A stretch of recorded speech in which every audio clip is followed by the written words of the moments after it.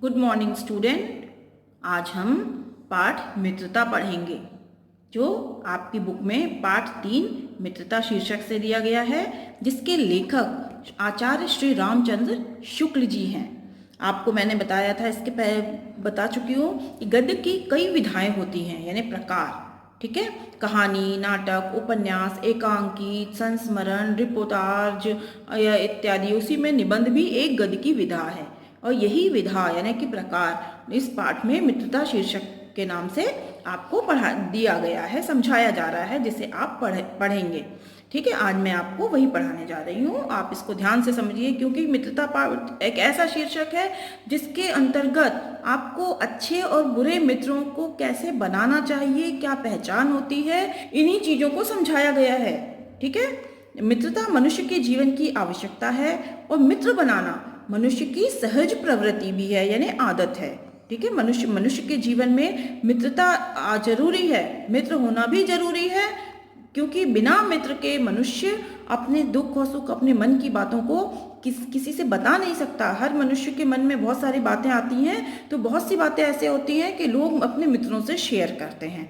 ठीक है ना, तो इसीलिए यहाँ पे बताया गया है कि मित्र बनाना एक सहज प्रवृत्ति है, यानी आदत है। यदि जीवन में अच्छा मित्र मिल भी जाए तो समझना चाहिए कि हमें एक खजाना मिल गया है ना। खजाना अगर किसी मनुष्य को तो खजाना मिल जाता है तो वो कितना प्रसन्न हो जाता है। उसी प्रकार सच्चे मित्र को कहा गया है कि वह एक खजाने के समान होता है, क्योंकि अगर सच्चा मित्र मिल जाए, यानी खजाने के समान अच्छे गुणों से युक्त व्यक्ति अगर हमारा मित्र बन जाता है, तो हमें सही जगह पर जाने का मार्ग दिखाता है, हमें उन्नति पर आगे बढ़ने की प्रेरणा देता है, हमें सही और गलत का ज्ञान कराने वाला होता है, अगर वह सच्चा मित्र है तो। अगर सच्चा नहीं है तो वो, अगर हम गलत भी कर रहे होंगे तब भी वह हमें कभी रोकेगा नहीं। ठीक है, इन्हीं सब बातों को इस पाठ में समझाया गया है। तो आइए हम आज इस पाठ को स्टार्ट करते हैं। जब कोई युवा पुरुष अपने घर से बाहर निकलकर बाहरी संसार में अपनी स्थिति जमाता है, युवा पुरुष यानी यंग एज के स्टूडेंट के लिए यहाँ पर कहा गया है, लेकिन ऐसा नहीं है, टीनेजर्स यानी किशोरावस्था के बच्चों में भी इस तरह की बातें आती हैं। तो यहाँ पर यही बताया गया है कि बाहरी संसार में अपने घर से बाहर निकलकर माहौल जो होता है, बाहर के माहौल में अपने आप को जमाने की कोशिश करता है, तब सबसे पहले उसे आवश्यकता होती है, बाहर निकलता है तो क्या ढूंढता है? मित्र। कि मेरे पास कैसे मित्र हैं, मेरे आसपास किस प्रकार के मित्र हैं, मैं कैसे व्यक्ति को अपना मित्र बनाऊं। तो यही स्थिति उसके सामने कैसी कठिनाई उत्पन्न करती है। यदि उसकी स्थिति बिल्कुल एकांत और निराली नहीं रहती तो उसकी जान पहचान के लोग धड़ाधड़ बढ़ते जाते हैं। यानी कि वह अगर एकांत में रहने वाला नहीं होता है और अगर उससे जल्द बातचीत करने वाला होता है, सहर्ष ही लोगों से मिलने जुलने वाला होता है, तो उसको दिक्कत नहीं आती है। क्यों? क्योंकि जान पहचान होने से उसके पहचान में लोग जल्दी से जल्दी, ज़्यादा से ज़्यादा लोग उससे आकर्षित होकर मित्र बनने लगते हैं। लेकिन उसको भी ये पहचान होनी चाहिए कि सही मित्र कौन है और गलत कौन है। उसकी पहचान होना ही सबसे इम्पोर्टेंट है, सबसे ज़रूरी चीज़ है। और थोड़े ही दिनों में उसका कुछ लोगों से हेल मेल हो जाता है, यानी मेल जोल बन जाता है। यही हेल मेल बढ़ते बढ़ते मित्रता के रूप में परिवर्तित हो जाता है। मित्रों के चुनाव की उपयुक्तता पर उसके जीवन की सफलता निर्भर हो जाती है। अब ये देखिए, इतनी इम्पोर्टेंट लाइन है ये कि मित्रों के चुनाव की उपयुक्तता पर, उपयुक्तता यानी सही होने पर, यानी कि मित्र का चुनाव किस प्रकार का है, सही है कि गलत है, उसके जीवन की सफलता निर्भर हो जाती है कि वह अपने जीवन में सफल होगा या नहीं। जो भी लक्ष्य उसने निर्धारित करके रखा है, उसका जो उद्देश्य है, उसमें उसका मित्र कितना सहयोगी होगा या उसे वह असफल कर देगा, यानी उसको गलत रास्ते पर धकेल देगा। तो ये सब उसके मित्र पर निर्भर हो जाता है, क्योंकि संगति का गुप्त प्रभाव हमारे आचरण पर बड़ा भारी पड़ता है। क्योंकि ये कहा गया है और ऐसा होता ही है कि संगति का गुप्त प्रभाव यानी अदृश्य प्रभाव हमें पता नहीं चलता, इसलिए उसको गुप्त प्रभाव कहा गया है कि जो हमें पता ही नहीं चलता है कि हम कैसी संगति के इंसान के साथ रह रहे हैं, यानी हमारा मित्र किस प्रकार के व्यवहार और आचरण वाला है, उसी को संगति कहा गया है। हम लोग ऐसे समाज में प्रवेश करके अपना कार्य आरंभ करते हैं जबकि हमारा चित्त अत्यंत कोमल और हर तरह का संस्कार ग्रहण करने योग्य रहता है।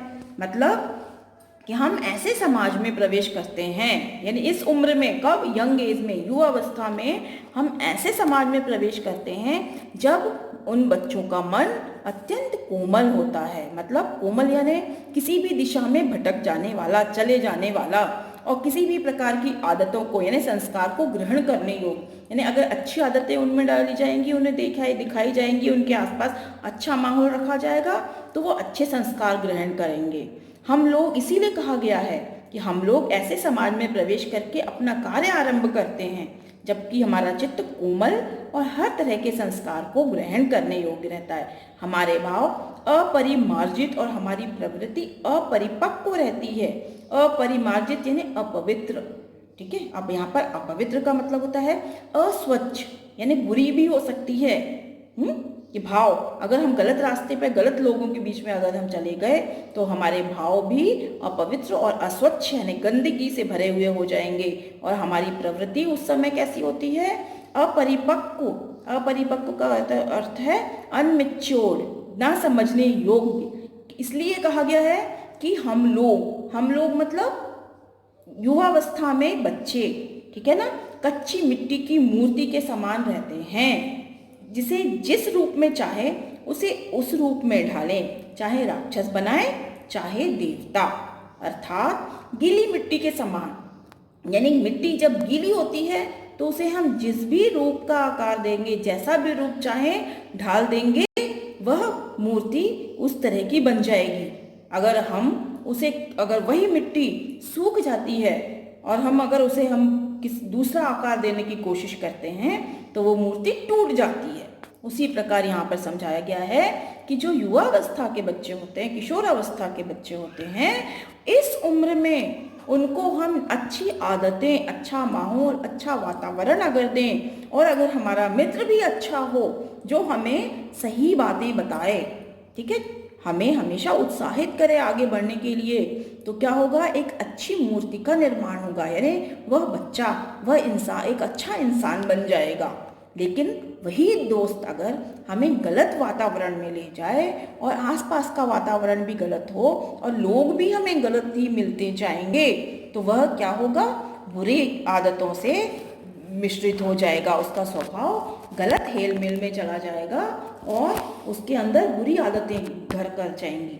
तो इसी चीज को यहाँ समझाया गया है कि गीली मिट्टी को हम जिस भी चाहे आकार, जैसा भी चाहे आकार दे सकते हैं, कैसी भी आकृति का निर्माण कर सकते हैं। लेकिन वही मिट्टी अगर सूख जाती है, अगर हम उसे आकार प्रदान करने की कोशिश करेंगे तो क्या होगा, या उसमें बदलाव करने की भी कोशिश करेंगे तो वह मूर्ति टूट जाती है। इसी चीज को यहाँ पे समझाया गया है।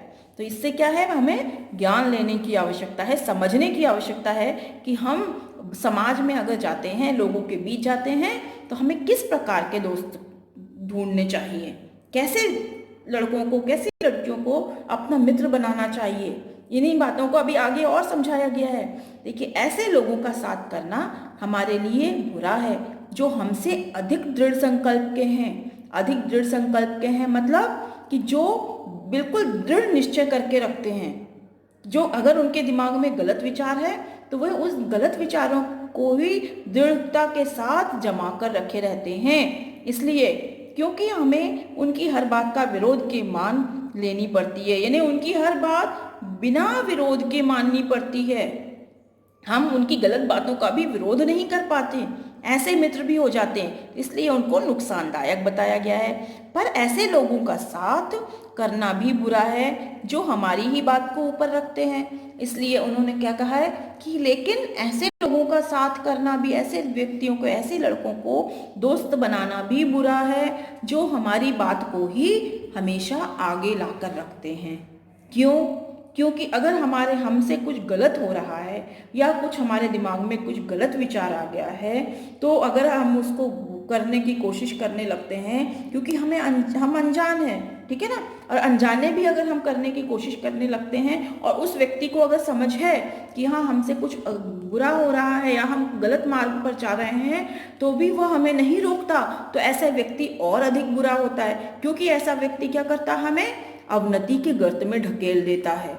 अगर हम गलत मार्ग पर जा रहे हैं, कोई हमें रोकने वाला नहीं है, हमारी हाँ में हाँ मिला रहा है, तो हम और अवनति के मार्ग में चले जाते हैं, जो हमारी ही बात को ऊपर रखते, क्योंकि ऐसी दशा में ना तो हमारे ऊपर कोई नियंत्रण रहता है और ना हमारे लिए कोई सहारा रहता है। और ऐसी बातों के लिए ना हमारे ऊपर कोई नियंत्रण, यानी कोई हमें रोक टोक करने वाला नहीं होता है ना, और ना कोई हमें सहारा देने वाला होता है, ना कोई सपोर्ट करने वाला होता है। तो ऐसे समय में अगर हमसे कोई गलत भी हो जाए तब भी हम करते चले जाते हैं, और अंत में क्या होता है, पछताने के सिवा कुछ भी हासिल नहीं होता है। दोनों अवस्थाओं में जिस बात का भय रहता है उसका पता युवकों को प्रायः बहुत कम रहता है। मतलब यहाँ देखिए आ गया ना कि युवकों को, यानी यंग एज के स्टूडेंट को प्रायः बहुत कम होता है। यानी क्यों? क्योंकि वे समझते नहीं हैं कि हम क्या कर रहे हैं और क्यों कर रहे हैं। ठीक है ना, तो इसी बात को यहाँ पर समझाया गया है। यदि विवेक से काम लिया जाए तो यह भय नहीं रहता। यदि विवेक से यानी धैर्य से सोच समझकर अगर हम विचार करके कुछ करें तो हमें ऐसा डर नहीं रहेगा। क्यों? क्योंकि हम निश्चिंत रहेंगे कि हमने किस प्रकार का मित्र बनाया है। पर युवा पुरुष प्रायः विवेक से कम काम लेते हैं, लेकिन जो यंग एज के स्टूडेंट होते हैं, यंग एज के बच्चे होते हैं, वह धैर्य के साथ, विवेक के साथ, यानी बिना सोच विचार के काम करते हैं। इसलिए यहाँ पर ये बात कही गई है कि कैसे आश्चर्य की बात है कि लोग एक घोड़ा लेते हैं तो उसके 100 गुण दोष को परख कर लेते हैं। यानी कोई वस्तु लेने जाते हैं तो उसके गुण और दोष, उसके आर पार, उसके आकार, रूप, रंग सबको देखते हैं, लेकिन मित्र बनाने के पहले उसके आचरण, यानी आचरण को, उसके स्वभाव को, उसके विचार, बातों को नहीं देखते। बिना सोच विचार के उस खोज खबर लिए ही अपना मित्र बना लेते हैं और कई बार उन्हें पछताना भी पड़ जाता है। तो वे उनमें सब बातें अच्छी अच्छी मानकर, यानी सामने वाले के अच्छे कपड़े, अच्छी मीठी मीठी बातें सुनकर ही वे क्या करते हैं, और हंसमुख चेहरा देखकर क्या करते हैं, वे उसको अपना तुरंत ही मित्र बना लेते हैं। सोचते कि हाँ ये बहुत प्रसन्नचित्त रहने वाला व्यक्ति है, अच्छी अच्छी बातें करता है, हमें मजा आता है उससे, और क्या करते हैं, हाँ उनकी बातों को देख देख के, हंसमुख चेहरा देख के तुरंत उसको अपना मित्र बना लेते हैं। थोड़ी चतुराई या साहस, यही 2-4 बात किसी में देखकर लोग चटपट उसे अपना बना लेते हैं। हम लोग ये नहीं सोचते कि मैत्री का उद्देश्य क्या है। मैत्री अर्थात मित्रता का क्या उद्देश्य है, आखिर हम मित्र क्यों बनाते हैं, क्या जीवन के व्यवहार में उसका कुछ मूल्य भी है, मतलब कुछ उसकी इम्पोर्टेंस है। मित्रता बनाने का आखिर उद्देश्य क्या है, क्यों व्यक्ति मित्र बनाता है या चुनता है। यह बात हमें नहीं सूझती कि यह ऐसा साधन है जिससे आत्मशिक्षा का कार्य बहुत सुगम हो जाता है। मतलब मित्रता बनाने का उद्देश्य यह है कि उस मित्र से आत्मशिक्षा का कार्य सरल हो जाए, यानी हमारी आत्मा, यानी आंतरिक जो शिक्षा का कार्य है, यानी हमारे दिमाग में, है ना, हमारे दिमाग में एक अच्छी शिक्षा उत्पन्न हो, यानी हम शिक्षित हो सकें, अच्छा ज्ञान प्राप्त कर सकें। ये सब चीज़ें हमें मित्र के माध्यम से, उसके सपोर्ट के साथ, सरलता के साथ हम सीखते चले जाएं। एक प्राचीन विद्वान का वचन है, ये उन्होंने कहा है, प्राचीन काल में बहुत से विद्वानों ने बहुत कुछ कहा है, तो प्राचीन विद्वान का क्या कथन है, विश्वासपात मित्र से बड़ी भारी रक्षा रहती है। यानी एक विश्वासपात, यानी विश्वास करने योग्य अगर मित्र है आपके पास, तो आपको बहुत अधिक आपकी जीवन भर सुरक्षा मिलेगी उससे। ठीक है, जिसे ऐसा मित्र मिल जाए, मतलब यहाँ बताया गया अगर जिस व्यक्ति को ऐसा मित्र मिल जाए वो उसे समझना चाहिए कि मुझे खजाना मिल गया। खजाना क्यों मिल गया? क्योंकि उसकी जीवन उपयोगी चीज़ें, उससे आवश्यकताएं पूरी होती रहेंगी, आगे चल वो निश्चिंत हो जाएगा अपने जीवन में, खजाना मिल जाएगा तो, है ना, उसकी आर्थिक आवश्यकताएं पूरी होती रहेंगी। उसी प्रकार यहाँ मित्र को बताया गया है कि विश्वासपात मित्र अगर मिल जाए तो उससे समझना चाहिए कि खजाना मिल गया है, कि विश्वासपात मित्र जीवन की एक औषध है। हमें अपने मित्रों से यह आशा रखनी चाहिए कि वे उत्तम संकल्पों से हमें दृढ़ करेंगे। दोषों और त्रुटियों से हमें बचाएंगे, हमारे सत्य, पवित्रता और मर्यादा के प्रेम को पुष्ट करेंगे। जब हम कुमार्ग पर पैर रखेंगे तब वे हमें सचेत करेंगे। जब हम हतोत्साहित होंगे तब हमें उत्साहित करेंगे। मतलब यहाँ है विश्वासपात मित्र एक दवाई के समान है। औषधि यानी दवाई, ये इसलिए कहा गया है कि वह जब हम बीमार होते हैं तो दवाई की आवश्यकता पड़ती है। उस औषधि या दवाई के माध्यम से हमारा शरीर स्वस्थ होता है। ठीक है, उसी प्रकार मित्र अगर सच्चा मित्र है, विश्वास पात्र है, तो वह हमें आवश्यकता पड़ने पर, कठिनाइयों के समय वह हमारा सहयोगी बन जाएगा। ठीक है, इसलिए हमें क्या आशा रखनी चाहिए कि वह हमारी गलतियों को, दोषों और त्रुटियों से हमें बचाएगा। यानी अगर हम कुछ गलत करने जा रहे होंगे या करने की कोशिश कर रहे हैं या हमसे अपने आप ही कुछ गलत हो रहा है तो वह हमें रोक देगा, क्योंकि उसको पता चल जाएगा। अगर वो विश्वासपात है तो वो समझ जाएगा कि हाँ कि ये कुछ गलत करने जा रहा है, तो वह उस गलत मार्ग पर चलने से हमें बचा लेगा, हमें सत्य, पवित्रता और मर्यादा के प्रेम को पुष्ट करेगा और हमें सच्चा बनाएगा। हमारी पवित्रता को यानी हमें अशुद्ध नहीं होने देगा, मतलब हमारी पवित्रता को बनाए रखेगा।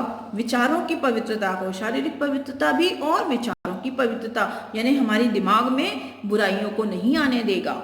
ठीक है, और मर्यादा के प्रेम को पुष्ट करेंगे यानी आगे बढ़ाएंगे, उसको अच्छा करेंगे, स्वस्थ करेंगे कि हम अच्छा रहें।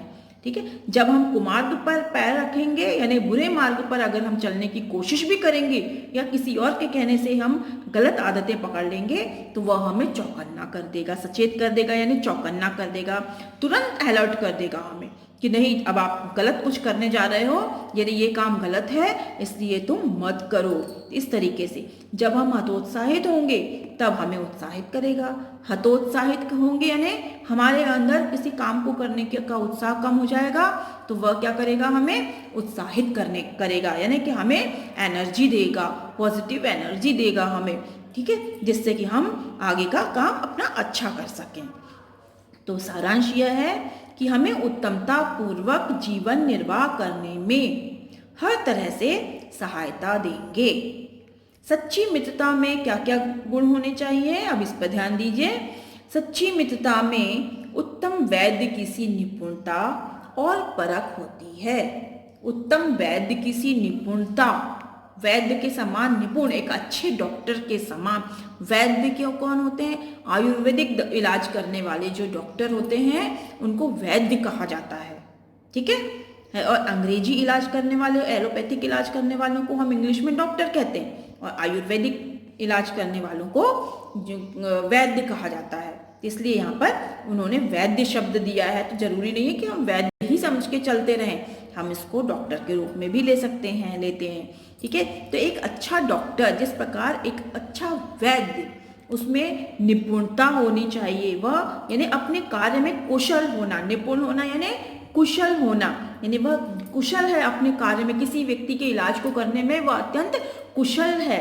तो वैसे ही डॉक्टर के लिए भी है कि वह किसी व्यक्ति का इलाज करने में कुशल है, तो और उसे परखने में यानी रोग को परखने में, रोगी को समझने में वह अत्यंत कुशल है। तो ऐसा ही एक सच्चा मित्र भी होना चाहिए। मित्र को भी वैसा ही होना चाहिए जो आपकी कुशलता को यानी कि आपको परख सके, अपनी कुशलता से परखने की क्षमता उसमें हो। ठीक है, जो आपको समझ के अच्छे और बुरे मार्ग पर चलने का ज्ञान प्रदान कर सके, क्या अच्छा है क्या बुरा है। एक अच्छा मित्र जिसमें कि अच्छी से अच्छी माता का सा धैर्य और कोमलता होती है।